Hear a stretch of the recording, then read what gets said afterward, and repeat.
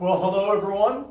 My name is Stoddard. I'm the president of Archangels, and I'm here honored to be with Peter Quinn, who's the executive director of the Arizona chapter of Paralyzed Veterans of America. Peter, it's a pleasure to be with you. Pleasure to do that, Sean. Thanks for having me with you. And so I got some questions for you, Peter, and if you'd like to jump right into them, if that works for you. Works for me. Okay, so Peter, tell me a little bit about yourself. Let's see, I've been with PVA now about 20 years. I served in the Air Force from 1976 to 1980. I did some time in Alaska, and then I got the opportunity to go to Dover Air Force Base and fly with C-5As for a few years. It was quite enjoyable. That sounds incredible. So you've been with PVA, Paralyzed Veterans of America, for about 20 years. Tell me a little bit about PVA. What is PVA's mission? Well, PVA's mission is to make sure that, first off, that people are educated, and that we have people have the knowledge to know that whether it's a spinal cord injury or a spinal cord disease, that they're entitled to certain benefits from the VA. And that can happen whether you're injured or diagnosed before or after your time in the service. We're strong advocates of outreach and working with other organizations. We've found over time, since we started in 1966, that we've been able to reach out to many groups, including the general public. We've helped with other nonprofits. And really, the big thing with PVA is to get people who really I feel like they've hit a major roadblock in their life, which they have, to be able to realize there are ways around it and that there is life afterwards. It's incredible. And the work that you do, I know that we've had the opportunity to work together on various projects over the last couple of years, and I have been inspired and with the great things that you guys have been doing here, and it's been an honor to work with you guys in the capacities that we've been able to. You guys do great work.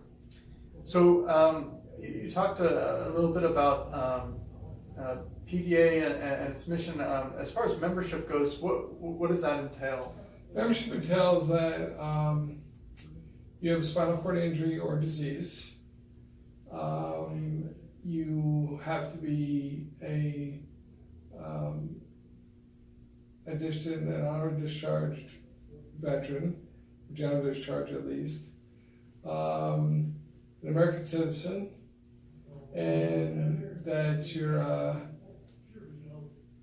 that just as long as you did your time, you're there. Sounds good.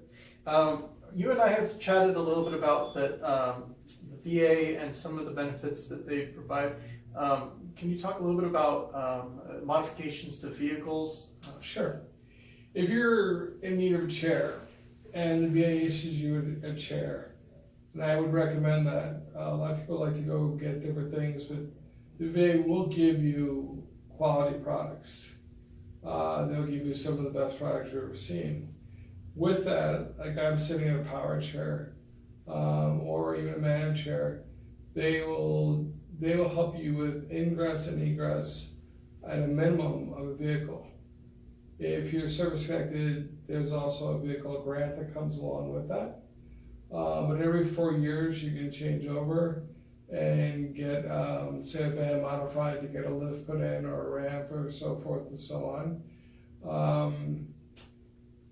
Or if you have some ability to walk, they'll even put on a lift on the back of your vehicle. And you have to remember is that the VA will take care of that for the rest of your time. So it's not a one-time thing that happens.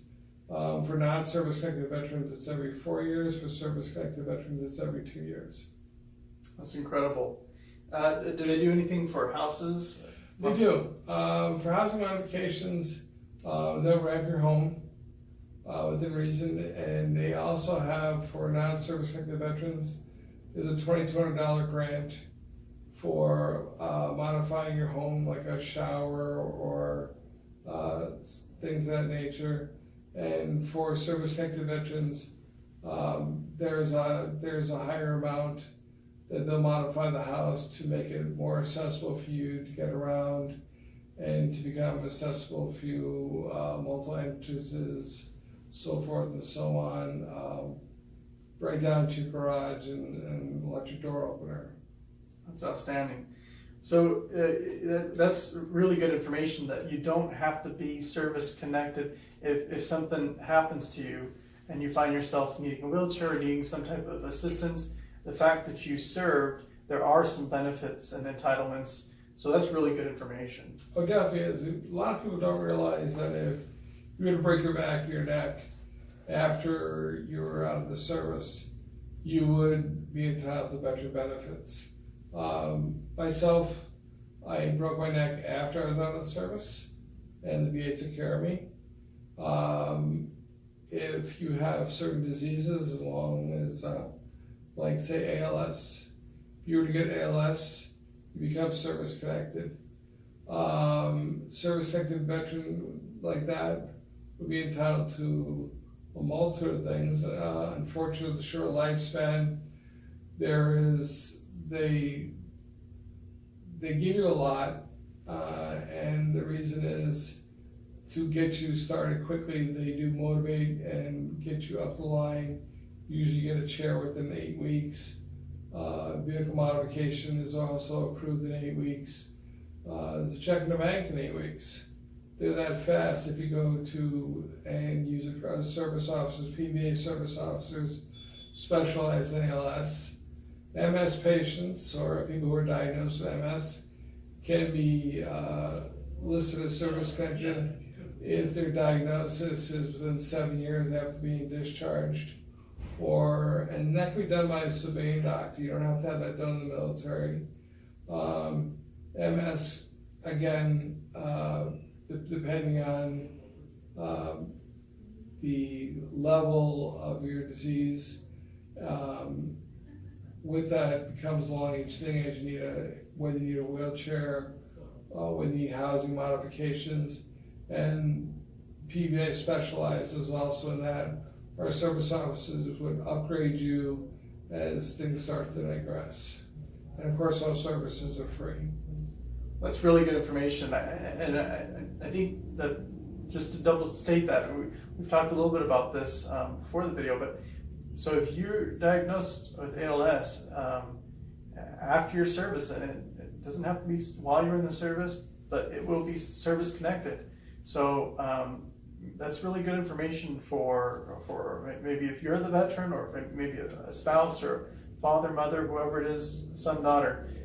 Really good information to know that if you've served and you're diagnosed with ALS, and then possibly MS 7 years within discharge, Yeah. that there's a good strong possibility that they'll be able to take care of that. So I think that's really good to know. Also, going along that line, what happens if maybe a child of a service member maybe has some challenge, some health challenges that maybe could be contributed to Agent Orange? Agent Orange, as we all know, has been a nasty, nasty thing that we have suffered through, as well as where it's been dropped. And along with that, there are a lot of veterans who are recipients of what they call Agent Orange diagnosis. Their children can have all sorts of different illnesses or diseases. Spina bifida is very common. And if a child, if a parent has a diagnosis of Agent Orange and a child is born with a birth defect, or a birth defect develops as a child grows, you need to see a service officer to talk to them and see if there's a possibility that may be help for the child down the road as far as medical, financial, and so forth and so on. Everything has rules as you know, in the military, and everything has dates, but it could be anything from Agent Orange to tainted water. There are many, many things that are out there, and it's not just inoculations, that will get you help if you need it or something arises, especially cancers and so forth and so on. They're very, very prone nowadays to look at that and say, hey, you served on this base had bad water, or you were around the area of Agent Orange. In fact, recently the Navy and the Air Force became eligible for Agent Orange claims, which they weren't before because they transported it. And it was just, it leaked and it was there and everybody got it. You came in contact with it. It did. Well, that's very good information as well. We all eventually end up with a challenge that's inevitable in all of our lives, whether it's us as the service members or our spouses or children, whoever it is, or even our parents. Eventually, we're all going to pass on. As far as death benefits, you and I had chatted a little bit about that. There's the Phoenix service officers, right? Yes. That they can contact. And you give me a good number that's kind of a general number that people can call and just get the ball rolling. That number is 1-800-827-1000. And you can contact us at Archangels or Peter here at Paralyzed Veteran America if you need help trying to find that. But I just want to put that out there as an important resource. It's the VA central office here in Arizona. And with that, there are service officers there who should be able to help you navigate the system for burial plots and so forth and so on, and things to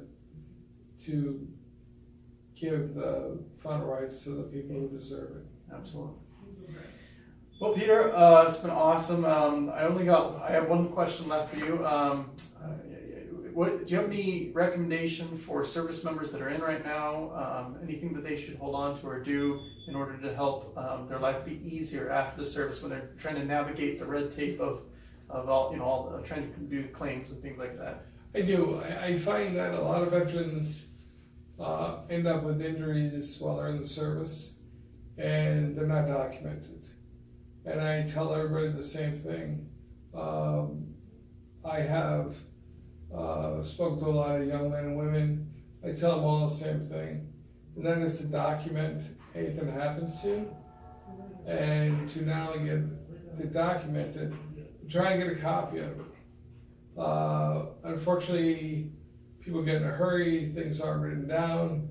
If you don't have a copy of a document, and then later on it turns around that you need that to file a claim or so forth, it's not there, you're out of luck. If it's not on paper, it doesn't exist. And a lot of people do is they'll say, well, it's a hassle to get my medical records. I really don't want to wait, stick around and get them. Get your medical records. Read your medical records. Make sure things are in there that happened. I've seen people who have done one thing and they've been hurt by it, it was documented, that aggravated the second thing, and they're now being compensated for what they need to get by in life. We're not talking about getting rich here, we're talking about the fact is that if you can no longer walk correctly, you may not need a wheelchair or whatever, but you got a bad knee and then a bad hip, and you're having problems, you deserve what you're entitled to. And I fully believe that. Hold on to your 214. Your 214 is one of the most important paper you could get. Your medical records are right there behind it. And don't be bashful for out asking for them, because they'll give them to you. You should be able to get them actually on CD now. You shouldn't be getting a big old file. You should be able to get them on CD, and if you get them from you to an outside doctor, ask for them also. Especially if you're starting to have problems, as we talked about with MS. You're falling down, you're having problems with balance, stuff like that. You want those records. I don't care if you're traveling to another state, you want a copy of those records so that you can prove that you're having problems. Because without those, and without that proof, it changes things. Sounds good. So make sure if you're a service member or you're looking to be a service member, or you've got kids that are service members, make sure that they're keeping documentation on this stuff, because you never know when health is going to take a turn, and it's important to be prepared. So, Peter, you guys have been so awesome with this to Archangels, and I just wanted to present you with this. This is it's actually an honorary Archangel, a certificate of appreciation. So we want to make you an honorary Archangel. And of course, you know that Archangels means a lot to me. You know, that Archangels got its namesake from when we served in Iraq, and we were the Archangels. And so to be an honorary Archangel is a very special thing, and we wanted to present you with this. So. Sure, thank you. So thank you for joining us for this video, and we'll catch you next time. If you guys have any questions, you can contact us at the Paralyzed Veterans America and Archangels. Hope you guys are having a great day, and we'll talk to you later. Bye-bye. Take care.